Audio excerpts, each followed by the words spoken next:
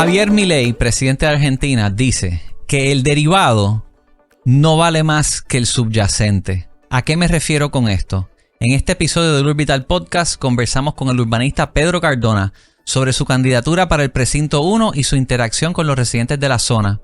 Exploramos sus propuestas para expandir el tren urbano y mejorar el acceso a Viejo San Juan, destacando cómo estas iniciativas pueden transformar la movilidad y la vida urbana. Escuchen.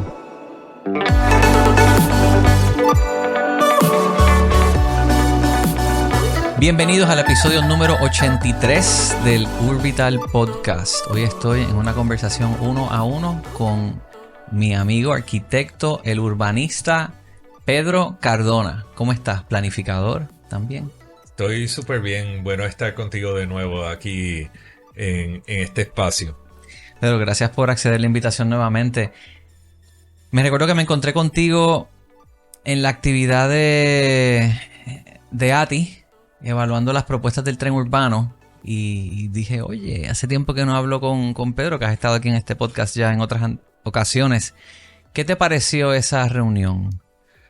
Mira, a mí me parece que fue una reunión que tenía un material técnico que es valioso, y una persona con un conocimiento técnico sobre estos aspectos puede haber sacado un beneficio de lo que está planteado allí, pero faltaba información técnica también fundamental. Pero me parecía que había sido muy lamentable como evento de discusión pública, porque una información técnica presentada sin que alguien te guíe de forma coherente de todo lo que estaba pasando allí es muy difícil de asimilar. Ellos hicieron como unas viñetas y tenían unos interlocutores. Vamos a enseñarlo, Wilton. Te voy a pasar algo aquí. Punto por punto, pues la gente podía hablar con estas personas sobre lo que le preguntaban. Pero aquí es necesario en cosas como esta que tú le des un marco general al público que está llegando al espacio, para que podamos estar seguros de que la gente comprende la magnitud de lo que se está hablando. Habían 3 alternativas de modalidad, habían múltiples alternativas de ruta, había información general de cómo la gente llega a los distintos puntos. Sin embargo, era muy difícil para alguien que no está habituado a estos asuntos asimilar todo eso y hacer sentido. Y algunos de los datos fundamentales que faltaban ahí, y la gente estaba votando, ¿verdad? Correcto, te daban unos stickercitos para que tú votaras sobre ciertas preguntas que hacían, que algunas eran un poco ambiguas. Claro, y entonces tú estabas votando, pero tú no sabes lo que cuesta ninguna de estas cosas. Tú no sabes lo que implica esto al presupuesto general del país. Y nosotros tuvimos una muy mala experiencia con la primera fase del tren urbano, y lo que ha costado y la deuda que implicó para el pueblo de Puerto Rico, que todavía la continuamos pagando, ¿verdad? Tú tienes que tener el asunto de qué va a representar esto en costo por población y quiénes son los que van a pagar.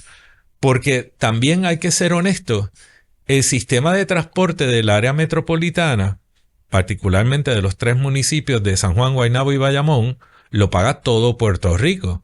Entonces tenemos que recordar que alguien en Orocovis necesita saber cuánto está pagando por ese sistema y cuándo es que se le va a hacer justicia al resto del país.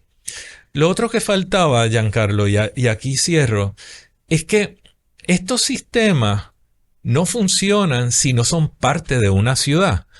Y ahí no hay ninguna propuesta para tú mejorar las aceras, los corredores peatonales, las rutas alimentadoras, nada de eso. Todo lo que falló en la primera fase del tren urbano, pues aquí no se está discutiendo.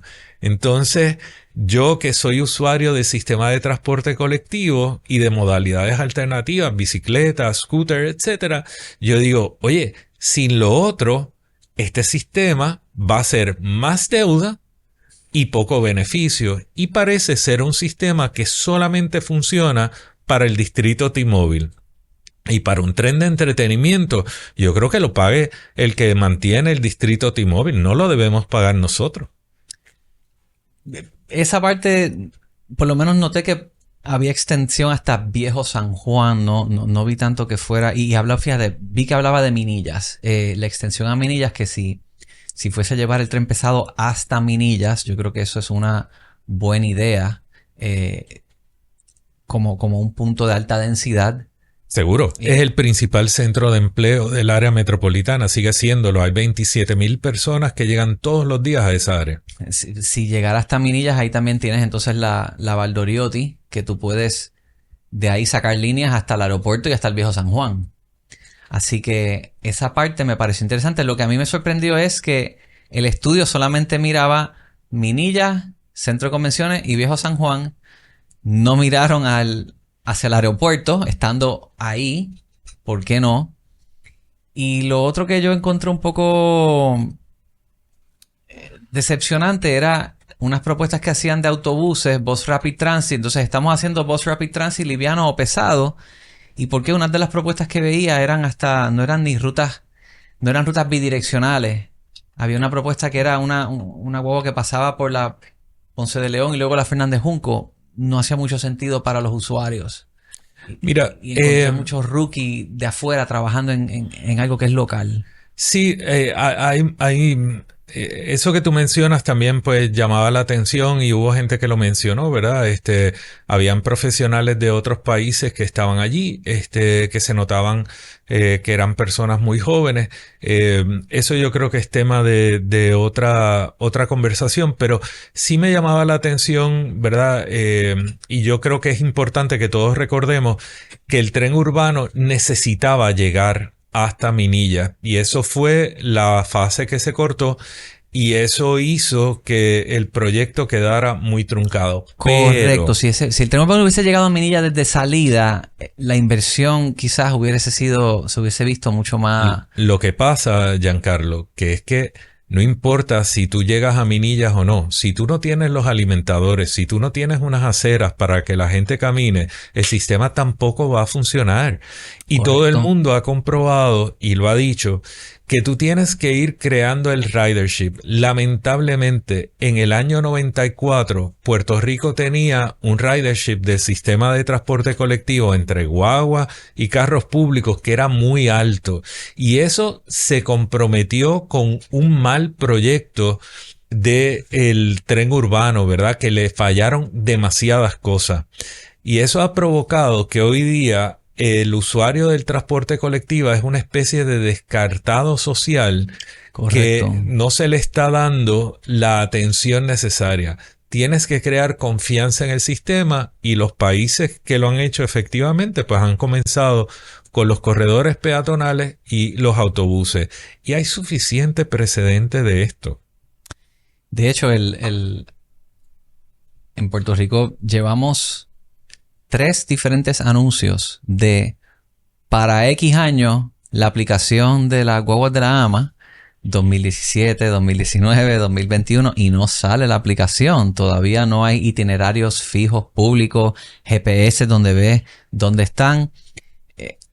Eso es algo que es común en cualquier otra parte del mundo y en Puerto Rico ni siquiera pueden contar con eso. Cada vez que veo personas de edad avanzada sentadas en una parada y no tienen esa información, digo esto. Yo creo que tú fuiste la primera persona con la que yo hablé de este tipo de cosas, porque tú habías preparado una aplicación en un momento dado, ¿no? Hicimos una aplicación. ¿2017 fue eso?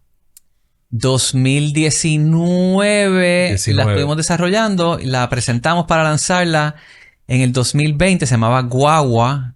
Me acuerdo. Y en el momento que íbamos a lanzarla vino la pandemia. Entonces frenaron el transporte colectivo, se frenó todo. De hecho, y yo no tenía los GPS de la AMA, era estimado, pero pues estábamos sacando algo. Todavía está la aplicación. Pero la pandemia como que eliminó esa oportunidad. Ahí no había nada más que buscar. La archivamos y arranqué con Urbital. Ya. Pero digo, creo que es importante. Tenemos que hablar sobre el transporte colectivo, tenemos que hablar sobre la movilidad y tenemos que buscar el propósito de esa movilidad.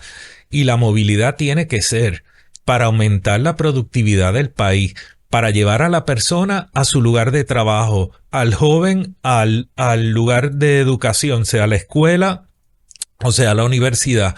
Tenemos que buscar que el transporte colectivo sea un instrumento de movilidad social y de progreso y de desarrollo de riqueza. Pues mira, voy a traer un tema de esto y Wilton, quiero enseñar algo. Lo tengo, ahí está, perfecto. Esta es la línea de San Juan y en esto, kudos al alcalde Miguel Romero que contrató un grupo de personas muy capaz para desarrollar esto. Aquí podemos ver en la página de sanjuan.pr, si vas a la sección de línea de San Juan, te enseña un mapa en tiempo real de dónde están los autobuses que dan el servicio de la línea. Y puedes ver la localización del autobús, por dónde va, para que, pues, si la vas a esperar, la tomas y te montas. Y puedes ver que tiene bastante cobertura. La línea cubre, hay diferentes líneas, 9 rutas cubren bastante en el municipio. ¿Te has montado? No. Es horrible, Giancarlo. A eso, voy a eso ahora. No me he montado porque la frecuencia no lo hace viable para yo usarla. ¿Cuándo la vas a usar? Si es solo un autobús para llevarte hasta el viejo San Juan, la isleta, y regresar hasta Condado donde lleva, eso no es viable. Tú necesitas una frecuencia de 5 o 10 minutos para que la gente, para que sea... Tiene una óptica de que abarca mucho territorio, pero ¿quién de verdad la está usando? Y le pregunto, ¿te has montado? Yo me he montado. Entonces, digo, ese es el vivo ejemplo de un transporte que tiene el único propósito de visibilizar un sistema, pero no tiene un propósito de movilizar a nadie. Correcto. Es una máquina torpe y lenta que te hace que nunca llegues al destino que quieres llegar. Yo quiero llegar al lugar de empleo, yo quiero llegar a las universidades, yo quiero llegar a los comercios, a los lugares médicos que sabemos dónde están. Y ese recorrido tiene que ser lo más directo y frecuente posible para que la gente lo utilice. La dinámica de las mañanas. Pero no serviría como un punto de partida para entonces iterar y mejorarlo. Tú necesitas transformarlo totalmente. Eso que se hizo es un disparate. Entonces, claro, de acuerdo tienes una infraestructura, pero ¿verdad? Pudiera mejorar. Bueno, tienes una infraestructura y una inversión en guagua. Ajá. Eso hay que darle pensamiento, pero hay que darle propósito. De acuerdo. Y aquí estamos muy enfocados, y ese es el caso de las propuestas del sistema de extensión del tren urbano. Estamos enfocados en el corte de cinta y en el brillito de la propuesta. Entonces, tenemos que buscar la mejora de la calidad de vida de la ciudadanía. De acuerdo. Para generar de nuevo riqueza, actividad económica, productividad, bienestar en la ciudadanía. Ese es el propósito de esto. Puerto Rico está estancado y San Juan es vergonzoso la condición en la que se encuentra. Claro, vemos cosas en un punto, tú ves unas aceras en Condado y unas cosas y tú dices, bueno, pues no están tan mal. Bájate del carro, camínalas, experimentalas y te vas a dar cuenta de las carencias. Móntate en los sistemas de transporte colectivo para que tú veas la penuria de esto. Y ciertamente estas cosas se pueden mejorar, pero hay que darle pensamiento y tiene que tener propósito. Fíjate, si esa ruta tuviera una frecuencia más seguida, yo que voy mucho al Caribe Hilton, allí yo juego tenis, voy en scooter todo el tiempo y me he encontrado ahora hasta caminando hasta Miramar, cruzo, si voy a una reunión, me baño allí, sigo caminando o uso el scooter para cruzar. Si me cruzara con la ruta con mayor frecuencia, la usaría. Lo que pasa es que no tiene una frecuencia para hacerla útil. Estás aspirando para representante en el precinto 1. El precinto 1 cubre... Este es mi nuevo proyecto. Precinto 1 cubre desde el viejo San Juan, Puerta de Tierra, Condado, Ocean Park, hasta llegar a Punta Las Marías, incluyendo Jones Torres, y nos movemos hacia el sur hasta colindar, ¿verdad?, con la Laguna San José y el Caño de Martín Peña. Así que cogemos las comunidades del Caño Martín Peña al norte del Caño y seguimos hacia Santurce, Trastalleres y los puertos. Ok. ¿Lo has visitado todo? He visitado, bueno, en algún momento lo he visitado todo, pero he recorrido para reconocimiento del sector lo completo mañana, que estaríamos ya recorriendo todo. Pero lo más importante, todavía no me he reunido con todas las comunidades y lo más importante de todo esto no es recorrerlo, es hablarlo, es escuchar y es poder hacer propuestas, porque al fin y al cabo las comunidades de San Juan han tenido una carencia muy grande de participación en los espacios políticos, ¿verdad? Nosotros básicamente creo que el puesto de representante se convirtió hace mucho tiempo en un puesto de un funcionario político que trabajaba para la administración de la cual era parte y no necesariamente para las comunidades a las cuales está llamada a representar. Sí, fíjate, donde más tuve interacción con mi representante del precinto 1 actualmente, Edith Charbonnier, fue durante María. Te puedo decir que durante el huracán María, cuando no había, Viejo San Juan estaba apagado, ¿quién ayuda a aprender esto? El representante respondió, estuvo en la emergencia, se sintió. No te puedo decir lo mismo este último cuatrienio. Ok, respondiste a una emergencia, estuviste ahí. ¿Y ahora qué? ¿Qué ha sido la visión de mejorar el urbanismo, el acceso, la movilidad? Eso yo no lo he sentido. De tu parte, ¿qué ha sido lo más que has escuchado con las conversaciones que has tenido que te haya sorprendido de las preocupaciones de las personas o los problemas que te tomó hasta por sorpresa? Mira, yo creo que una de las cosas que no me esperaba que sucediera es que la gente reconocía a Edith Charbonnier, y hablo de él específicamente porque es el incumbente, ¿verdad? Pero la gente no podía nombrar un solo proyecto o una sola gestión a favor de las comunidades, pero lo han visto. Y eso me llamaba la atención. Y muchas de las necesidades que he escuchado de la comunidad, mira, mi comunidad se inunda, tengo un problema con las bombas, hay un problema de limpieza, hay un problema de aceras o de calle, son problemas que le corresponde al representante llevar esa preocupación ante la alcaldía y ante las distintas entidades del gobierno. Y me llamaba la atención que la gente pudiera nombrar sus carencias y sus problemas, pero no pudiera encontrar la relación que tenía su representante con este asunto.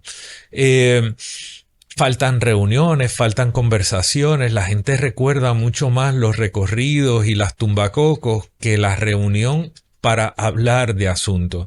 Y nosotros hemos iniciado un proceso que comenzamos en diciembre de conversaciones con la ciudadanía y hacemos lo que hemos llamado unos paris de marquesina, donde nos reunimos, ¿verdad? En algún lugar, en la casa de alguien, en la marquesina de alguien, para hablar de las preocupaciones del sector. Nos hemos reunido también en el parque de Estela Maris, la Plaza Antonia Quiñones.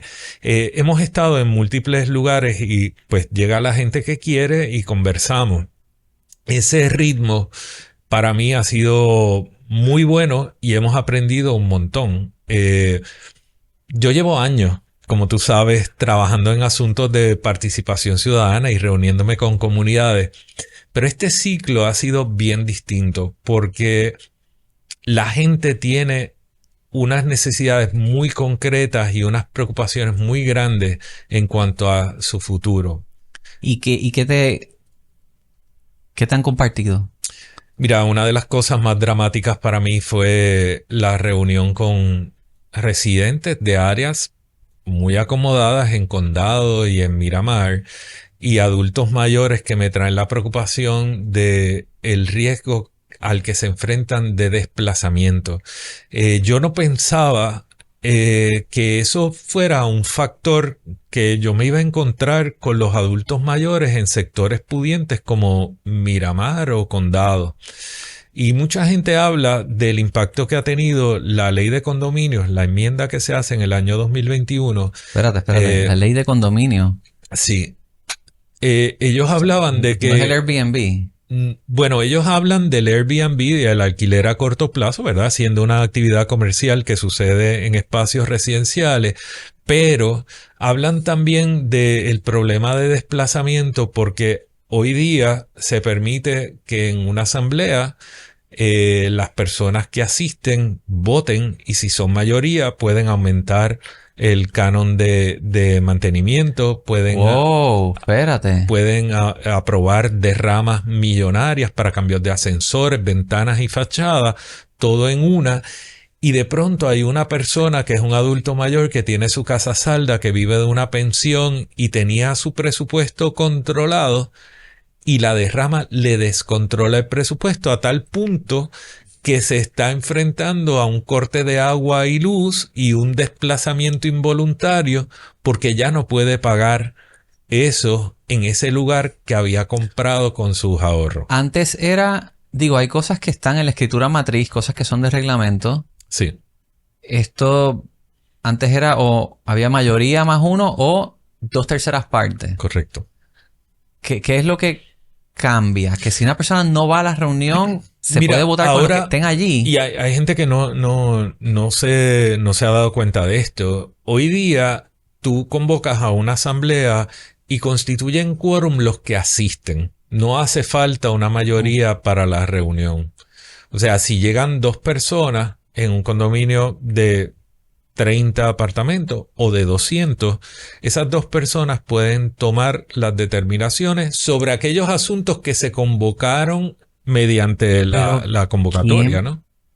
Propuso es que a veces legislan y crean problemas en vez de soluciones. Pues fíjate, es que yo creo que había un problema con la ley de condominios, ¿verdad? Que para poder llegar a decisiones era bien tortuoso, había muchos retos y se buscó una solución que era una solución desajustada.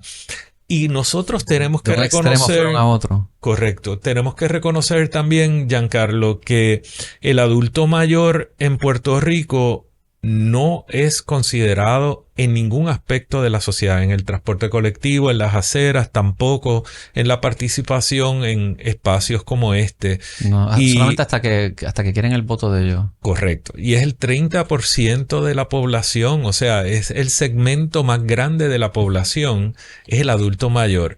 Entonces, cometieron un error que se traduce en una injusticia, ¿verdad? Y yo creo que nosotros tenemos que reconocer ese perfil del adulto mayor. Cuando hablo de que legislamos y diseñamos para otros que no son los adultos mayores, nosotros diseñamos la ciudad para un varón de 30 años. No diseñamos una ciudad que sea amigable a una mujer jefa de familia, ni para un niño, ni para un adulto mayor. Correcto. Entonces, tenemos que cambiar la óptica, tenemos que diseñar para todo el continuo evolutivo y no olvidar a los niños y no olvidar a los adultos mayores. ¿Qué ha ocurrido? Personas que viven en un condominio tomaron una decisión, pasaron una derrama, no la pueden pagar, le cortan el agua y se han tenido que vender la propiedad e irse. O sea, ha sido forzado a eso. Sí. Sí. ¿Te han dicho esas razones? Sí. Sí, es una cosa. Y entonces lo otro que me llamó mucho la atención es que también comunican el temor de aquellos que todavía no les ha pasado. Tienen el temor porque ya la amiga, el amigo, la persona que yo conozco le pasó y yo pienso que aquí puede pasar y aquí han empezado a comprar muchos apartamentos y pues hay una transformación de la comunidad y hay una parte que es natural, ¿verdad? Estas evoluciones y estas transformaciones se dan en todas las ciudades, pero uno tiene que atender las características de la población para ser sensible a esa composición que tiene la sociedad. Y yo, sabes, como tú sabes, yo favorezco el libre mercado, pero es importante que nosotros seamos sensibles a las necesidades de los distintos segmentos de la población en esa gestión de una estructura que promueva el libre mercado. Un libre mercado. No podemos ser insensibles. Bien regulado, no sobreregulado. Voy a enseñar algo, Wilton, un momento.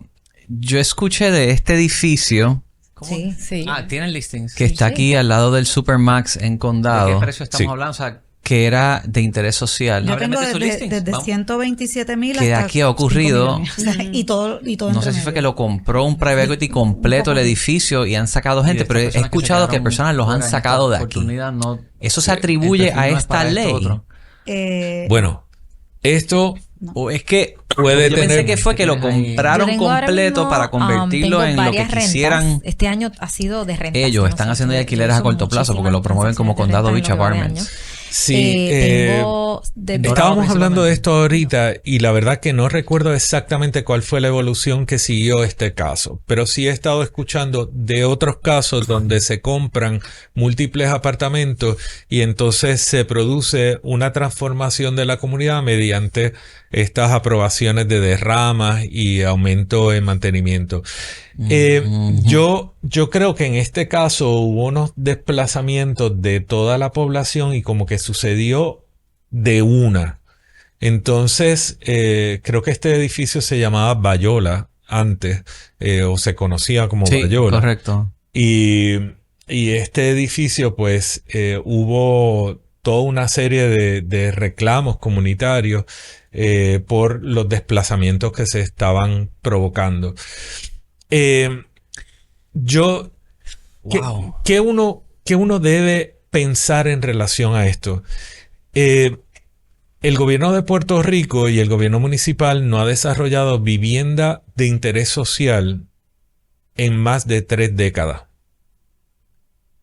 El gobierno ha estado presentando créditos, produce incentivos para que el sector privado... Pero los han hecho porque se hicieron los de Puerto Tierra y se remodeló Gladiola, lo que era Gladiola. Pero en una proporción súper reducida. Es la proporción que el sector privado puede producir. ¿Qué pasa?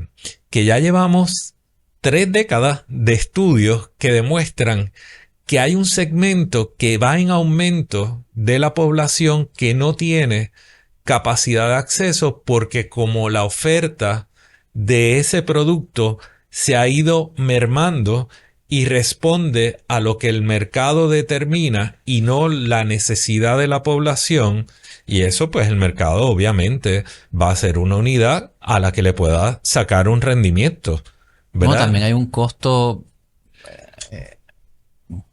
Hay un costo de producir que va en aumento también. Que si el Estado no te lo hace con todos los impuestos, aranceles, lo que te cuesta construir la casa, pues los números a veces no dan. Pero lo que pasa en todo esto es que cada vez más hay un grupo mayor de la población que no tiene acceso a vivienda. ¿Y qué está pasando?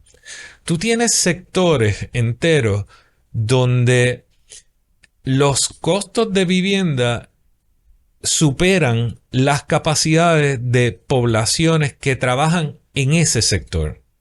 Y ese radio de viviendas inaccesibles es cada vez mayor. Y las personas con menores ingresos, con menores capacidades de movilidad, están empujándose cada vez más al extrarradio. Correcto. Eso produce que esas personas no pueden ser productivas y no hay nadie que esté pensando en esto. Y eso son responsabilidades del Estado. ¿Cómo se permite, por ejemplo, que ocurren esto con esta ley? Sin embargo, hay una persona que puede estar 30, 40 años sentado en una propiedad al frente de Bellas Artes. Hay dueños de varios edificios abandonados. No se expropian, no se desarrollan, quizás tienen unos requisitos mínimos de estacionamiento que imposibilitan que lo arreglen como está, pero ¿cómo se rescata entonces el edificio abandonado que está tan presente en todo Santurce?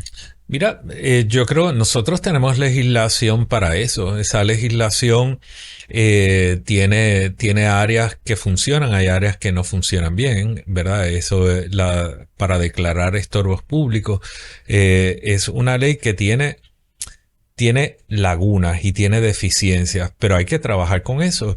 Yo creo que sí, el dueño ausente, las propiedades abandonadas en sectores, la especulación sobre estos inmuebles le hace un daño grande a la ciudad. Eso requiere una gestión administrativa de la ciudad que sea efectiva. Y nosotros no hemos tenido buenos administradores de la ciudad por décadas. Y entonces eso es algo que tenemos que incorporar y tenemos que exigir, porque de eso depende el que el edificio no esté abandonado y que también nosotros no tengamos a una población que no tiene dónde vivir cuando hay un montón de edificios que pudieran hacerse disponibles. Leí una nota en París de que la ciudad allí está bien activa evaluando hasta edificios que salen a la venta. Ellos los compran, los convierten en vivienda asequible. Tienen 25% de las personas en París es public housing. Sí. Y el ejemplo más dramático es Berlín. Berlín es casi el 90%, son viviendas de título oficial del Estado. Entonces, pero Those who produce tal vez the riches of the city have a right to live in it. No tiene que ser te ese quieres nivel. mover a eso, pero tienes que empezar a atender este asunto. No puede ser un asunto que se deje por la libre, porque se está dejando a un segmento de la población sin oportunidades de progreso, y eso implica que entonces el Estado tiene mayores cargas y nosotros tenemos unas desigualdades todavía mayores. Ahora, mira, interesante en esta conversación que, digo, y yo entiendo que se debe de regular, como se ha hecho en muchas otras ciudades del mundo, el tema de los Airbnbs. Punto aparte. Hablaste de esta ley de condominios que ha causado estos problemas. Eso no se menciona. No había escuchado esta narrativa.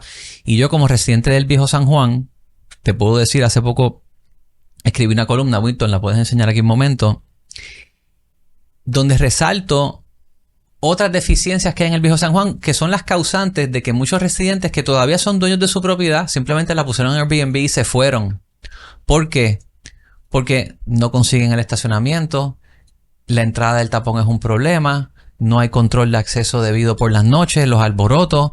Y si tú vas sumando todos estos factores, viene alguien a darle servicio a su hogar, no le consiguen el estacionamiento, tienen que estacionar mal, le dan una multa de $250, que es entonces el dueño de la propiedad y que tiene que pagarla, porque si no la persona no le quiere dar servicio. Y cuando tú sumas todos estos problemas, la gente dice, pues me voy del Viejo San Juan, lo pongo en short term y para afuera. Entonces ahora quieren regular el short term para mejorar los servicios, porque según el municipio esto les cuesta más a ellos, pero atiende los problemas medulares de que tenemos los residentes, y yo los elaboro aquí. No sé si tengas algo que agregar con esto. Mira, leí el artículo, me parecía súper bueno. Lo que menciona Giancarlo es un asunto de gestión urbana. Y de nuevo, yo creo que el caso del Viejo San Juan, Condado y tantas otras áreas, Barrio Obrero, es un problema de gestión. Aquí se ha traducido la gestión gubernamental del municipio en un recogido de basura y corte de grama.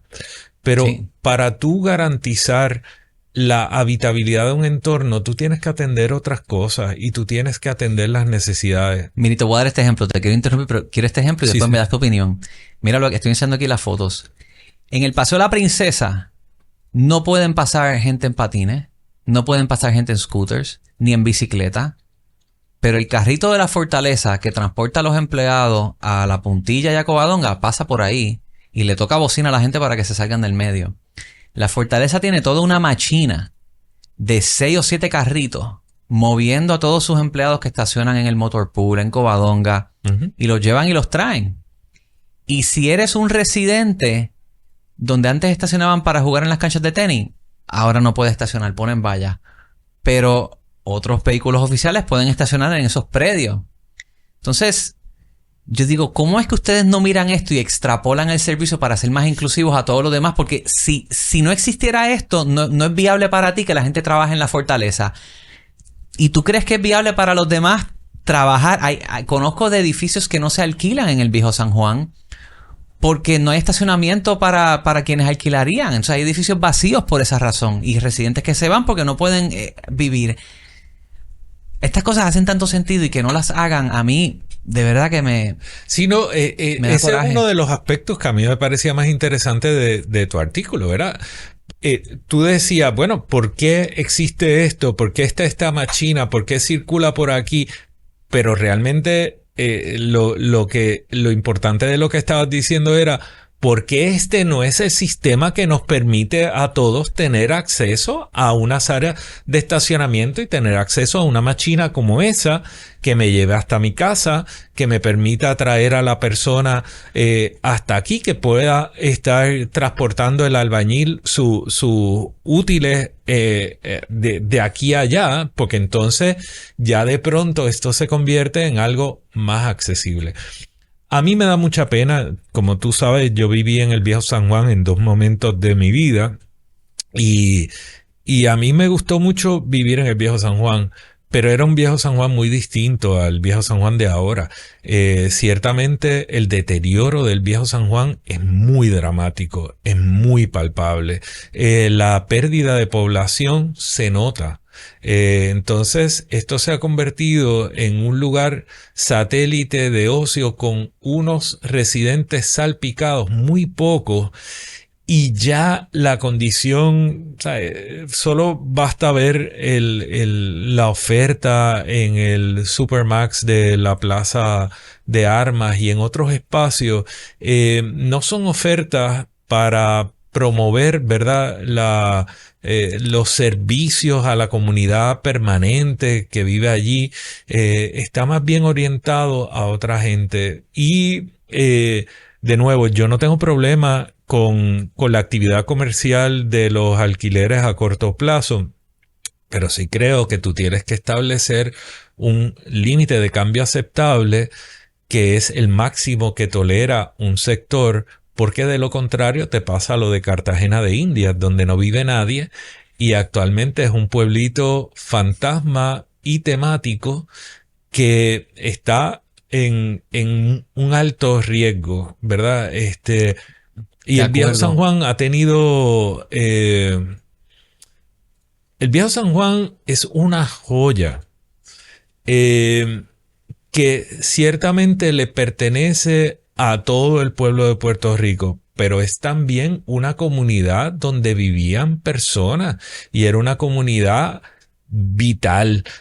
Y se ha provocado unas situaciones que, como tú bien dices, hacen muy difícil vivir en el Viejo San Juan hoy día. Y se ha favorecido mucho a los usos institucionales relacionados al gobierno en detrimento de los servicios fundamentales y la habitabilidad de las comunidades. Todos estos parkings reservados para asambleas municipales, para funcionarios de la Oficina de Gerencia y Presupuesto, Fortaleza, etcétera, mira, tiene su carga. Y yo no creo que sea razonable que sea ese sector el único que pueda estar tomando las decisiones y que la comunidad esté tan marginada. Mira, hay personas que, hablando de libre mercado y creen en ese tipo de líder, pues voy a hacer una cita de Milei. El derivado, siendo el representante del servidor público, no vale más que el subyacente, siendo el que vive en la zona. Si fueran políticas a ese nivel, él sacaría para afuera todos esos privilegios que tienen estas personas que, en mi opinión, no se los merecen, que usen el transporte colectivo y que estacionen en los estacionamientos que hay, monten la máquina, y si no les funciona, pues entonces que la mejoren. Para eso es que tienen los recursos ellos, para que mejoren ese servicio y sea inclusivo entonces para todos. Seguro. Cuando yo era vicepresidente de la Junta de Planificación, yo iba al Centro Gubernamental Minillas y antes a World Plaza en transporte colectivo. Y era, aparte de hábito, era una forma de yo poder sentarme a la mesa y decir, mira, el transporte colectivo no sirve. Y hace falta mejorarlo y no tiene señalización y los cobertizos no cubren eventos de lluvia y tenemos un problema de frecuencia, todo ese tipo de cosas. Pero el secretario de Transportación y Obras Públicas nunca se montaba en la AMA. Tenía un chofer y escolta que lo llevaba con privilegio por todo el sector. No es un comentario hacia el secretario. Sí creo que altera la óptica si el sistema tú no lo experimentas. Correcto. Y si tú disfrutas de un privilegio y ese privilegio implica que te aísla de tu responsabilidad, mano, tú tienes que cortar ese privilegio. No es posible. Porque de lo contrario no puedes hacer tu gestión efectivamente. Pedro, de verdad que estoy muy receptivo a tu candidatura. Espero que la gente escuche, que puedas presentar bien la visión que tienes y que pues se decida en las urnas, pero siempre un placer poder escucharte y ver que genuinamente tienes un interés por el bien colectivo. Y by the way, creo que hay un cuco por ahí contigo sobre tus visiones que creo que son falsas. Tú, hablando aquí rapidito, ¿tú eres pro o en contra de la Ley 22? Bueno, yo siempre he mencionado, Giancarlo, que la Ley 22, mi problema es que no la aplica al puertorriqueño. Yo no creo en ninguna legislación que privilegie a un sector, particularmente un sector que no es gente de Puerto Rico. Aquí tiene que haber igualdad de condiciones y si el privilegio y la exención existe para unos, tiene que existir para los si pudieras locales. escoger o eliminarla o simplemente otorgársela a todos los puertorriqueños que tengan el nivel adquisitivo de hacer una donación de $10,000 y tenerla. Yo lo que te digo es que si no puede aplicar al local, entonces cámbiala. Pero de lo contrario, todo tiene que poder aplicar al local. De acuerdo. ¿Cómo puede haber una legislación así tan discriminatoria? Oye, nosotros saltaríamos ante cualquier situación donde no haya que haya una apariencia de un monopolio por parte de una empresa. Pues esto es lo que está pasando aquí. Pero también puede haber un mejor vetting de quién solicita a ella. Bukele está dando creo que 5,000 espacios para ingenieros, gente pensante para atraer talento a la isla. Aquí a veces llega una escoria. Yo lo que te digo es, no podemos aceptar que al local se le excluya de participar de particularmente incentivos para desarrollo económico. ¿Cómo es eso? O sea, yo creo que es inconcebible en cualquier lugar del mundo. Y eso fue lo que creamos. Eso fue lo que aceptamos.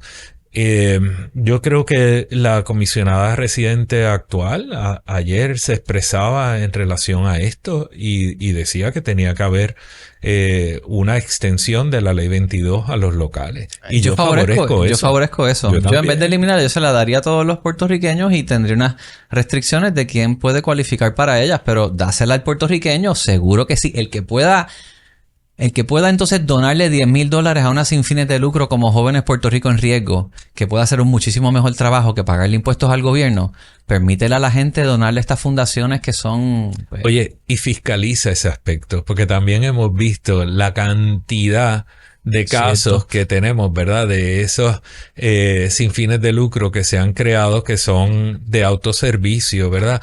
Y eso es lo que le corresponde al Estado también hacer. Si otorgas unos incentivos y tiene unas condiciones, esas condiciones las tienes que fiscalizar para velar por su cumplimiento y su implantación efectiva.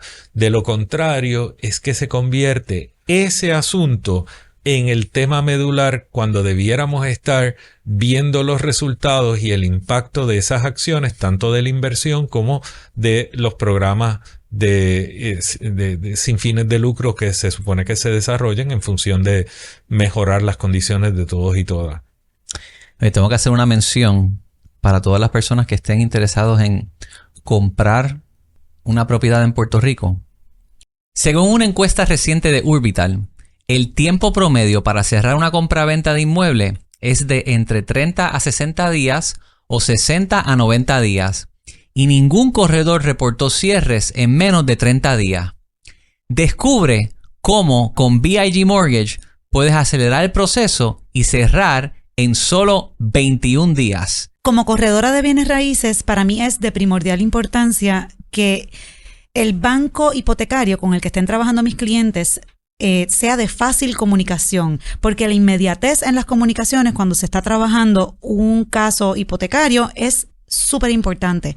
Me impresiona mucho el sistema tan eficiente que provee BIG Mortgage y la facilidad de la comunicación y la inmediatez en las respuestas, porque eso en esta industria es crucial. Y sabían, a mí me gustó mucho que VIG Mortgage cuenta con el producto de construcción donde puedes adquirir el terreno y construir la casa de tus sueños con el producto hipotecario, el Rural Single Close, donde le permite financiar hasta el 100% del costo total del proyecto. Llamen ahora al 787-200-8585, 787-200-8585 y averigüen. Pedro, ¿algo más que quieras añadir? ¿Qué es lo último que te tocaba por recorrer? ¿A dónde vas ahora? Mira, nosotros tenemos próximamente un party de marquesina en Barrio Obrero, tenemos otro en Trastalleres. Vamos a seguir utilizando esa modalidad porque es la forma de conversar, pero también comenzamos el proceso de puerta a puerta, ya recorrido más tradicional, y vamos a tener unas movilizaciones creativas en el área del precinto 1, donde vamos a hacer pequeñas intervenciones para demostrar lo que se puede hacer con pocos recursos y la transformación que eso puede provocar. Tenemos que trabajar con el transporte colectivo, como hablábamos al principio, tenemos que trabajar una serie de cosas y vamos a demostrar cómo se puede hacer eso. Sé que tienes muchos seguidores, pero para el que no lo sepa, ¿dónde te encuentran? Bueno, en las plataformas estamos bajo El Urbanista, básicamente en todas las plataformas, en X, en Twitter, Facebook, en Instagram, El Urbanista. Sí, ahí estamos y tenemos pues el canal de Hora del Territorio en YouTube y nada, ahí pueden buscar también información sobre el lado político en elurbanista.pr, que ahí está todo nuestro portal de información. Pedro, gracias por estar aquí. Gracias por el espacio. Y mucho éxito. Gracias. Llévatelo, Wilton.